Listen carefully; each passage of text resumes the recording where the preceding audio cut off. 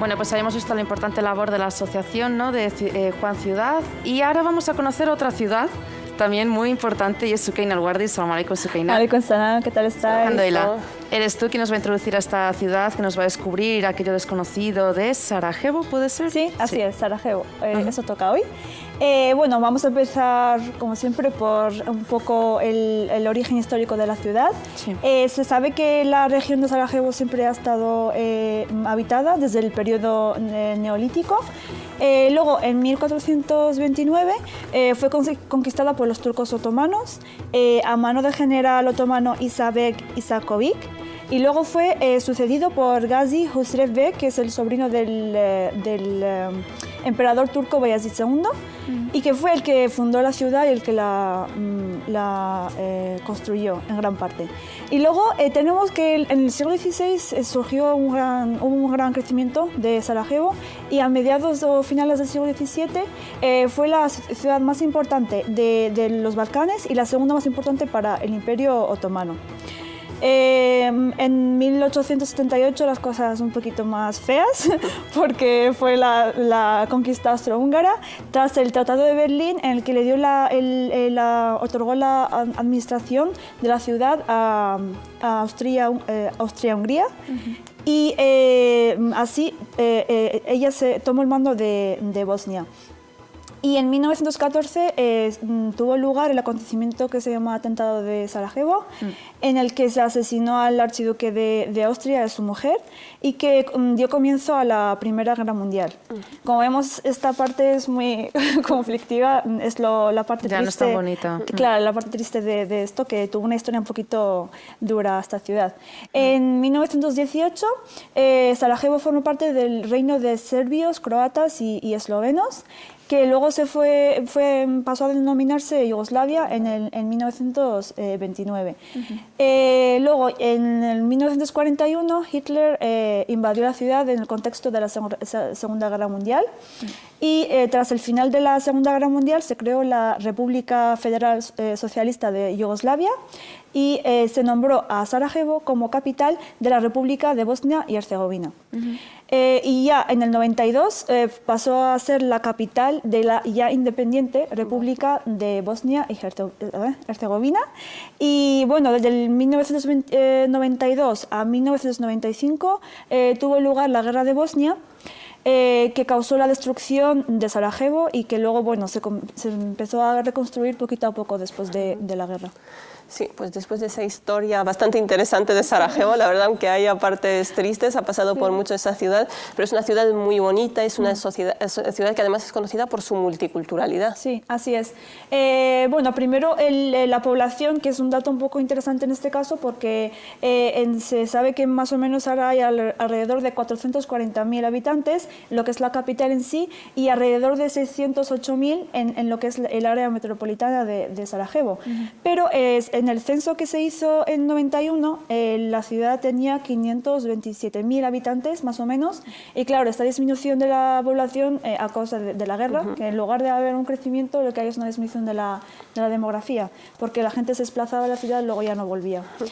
Y lo que decías, Naima, claro, es que esta ciudad, al convivir tantas culturas y tantas religiones, es una ciudad de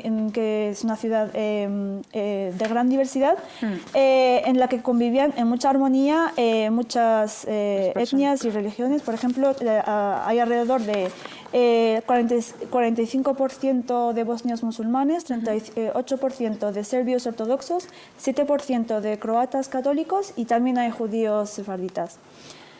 Así que es una ciudad, como se puede llamar, multicultural, porque tiene una mezcla de todo. Y ahora cuéntanos, ¿qué es lo más interesante que podemos visitar?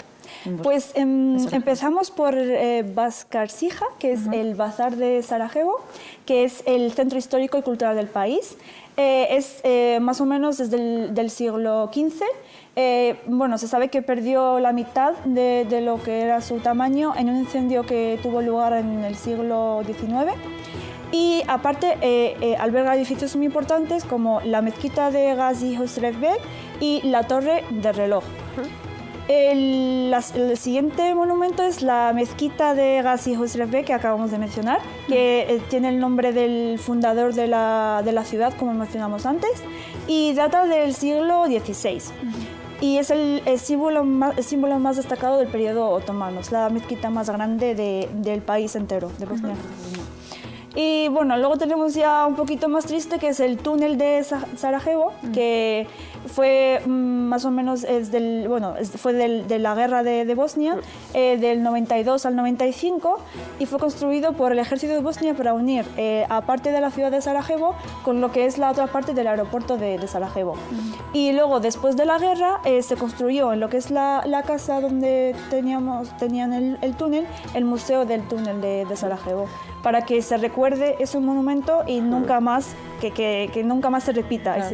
Claro. Sí, todavía se puede visitar ese túnel, y la verdad es que la historia desde ese aeropuerto, que era la única ayuda, la única comida que llegaba a la ciudad de Sarajevo, completamente asediada, la gente muriéndose de hambre, y tenían que directamente la poca ayuda que llegaba desde el túnel, y la gente la cogía y la trasladaba a través del túnel a las diferentes ciudades, las diferentes casas, para que pudieran comer, porque realmente la gente moría de hambre. Yo me acuerdo, tuve la oportunidad de ir a Sarajevo, que la gente te contaba que no tenían no tener nada, que para beber agua tenían que coger el hielo, la nieve que caía fuera de las casas y convertirla en agua para poder beber. La situación era realmente dramática. Es muy triste lo que han vivido en esa ciudad.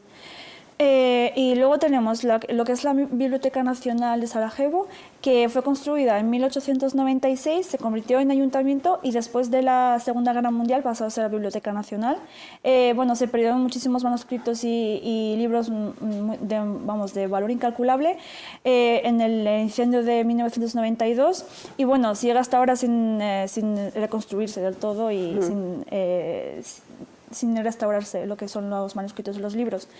Y tenemos por fin el puente latino de Sarajevo, que es el puente más antiguo de la ciudad, data del siglo XVI, y la importancia del puente sobre todo es que en la parte norte de ese puente fue donde ocurrió el asesinato del archiduque de Austria y su mujer.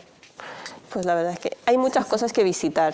La verdad es que es una visita muy recomendada. Es una ciudad muy bonita, a pesar de la historia a pesar de la historia que a lo mejor triste, es una ciudad muy bonita, pero sí que yo destacaría que todavía hay una gran diferencia entre lo que es la parte histórica, el Sarajevo histórico, el centro de la ciudad, que hay todas estas cosas que nos cuentas, más o menos está restaurado todo, se puede visitar. Recuerda mucho ese pasado otomano, recuerda mucho a Estambul, los bazares de Estambul. De la otra parte, la parte residencial, que todavía están los edificios llenos de metralla, completamente agujereados, los restos de la guerra. Realmente pues queda mucho por reconstruir esa ciudad, y si el pasado ha sido duro, la verdad es que el presente, con ese parlamento muy fragmentado y ese equilibrio de poderes que no se consigue, es muy duro todavía lo que les queda por encima. Pero bueno, hay que sonreír e ir a visitar esa ciudad, que es muy bonita. ¿Alguna curiosidad, Sukeina? Pues las curiosidades, primero que se le denomina Jerusalén de Europa o Jerusalén de los Balcanes, porque es de las pocas ciudades en la que tenemos una iglesia, una mezquita y una sinagoga en el mismo vecindario, porque lo que hemos dicho antes de la gran diversidad que hay, pues se ve mucho en este aspecto. Vale, ¿tienes tiempo para una curiosidad más? ¿Solo una más? Venga, voy a elegir. Elige. Vale, pues que la mezquita de Gazi Husrev Bek fue la primera mezquita en el mundo en recibir electricidad, y esto fue en 1898.